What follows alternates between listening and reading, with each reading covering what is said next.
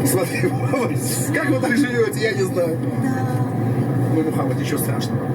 Мухаммад ко мне в гости приходит, кстати, я его приглашаю. Посмотрите, как живут цивилизации. Он же сейчас так не живет же.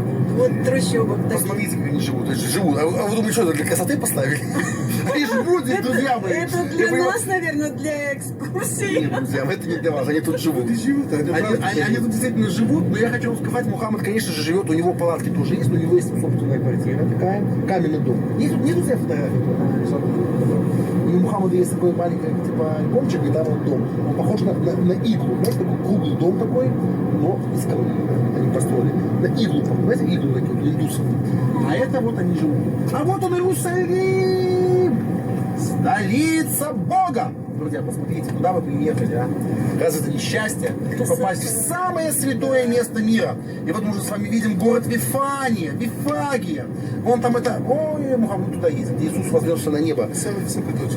Самая высокая точка, 816 метров над уровнем мирового океана. Да? Свечки. Друзья мои, вот здесь Иисус исцелил Лазаря. Он не то что исцелил, он был мертвый, он уже разложился и смердел, мертвец. Он сказал, восстань, и он раз и пошел. Помните эту историю? Это было вот в этом городе. Вифания — это пригород Иерусалима. То есть Вифания на юге, а Вифлеем на севере. Вообще Вифлеем и Вифания — это пригород Иерусалима. У вас же тоже пригороды есть? Да, конечно. Гатчина есть у вас такие? Конечно. Да. У меня вчера просто люди были из Гатчины. Конечно. Они мы живем в Петербурге, в Гатчино. А я говорю, а что такое? Я не знал. Могу блеснуть своей эрудицией. Гатчина. Что? Вот, все, закончилось колено Вениамина, видите, вот. А справа, смотрите, а вот они, условия, барашки там живут. Ой, как живут. Вот живут люди, а. И попробуйте им сказать, что неплохо живут. Попробуйте. Как мне их жалко.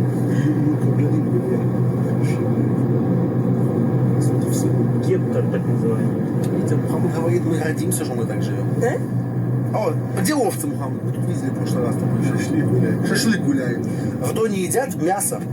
Каждый день только мясо. У них нету хлеба, ничего, но они меняют на хлеб и мясо. Называется бартер. Вы нам хлеб, мы нам мясо. Вот поэтому я говорю, что если вы хотите попробовать самое вкусное мясо жареное, то надо пробовать только у бедуинов. Они и чай у них, чай, и кофе. Лучше всего в мире делают бедуины.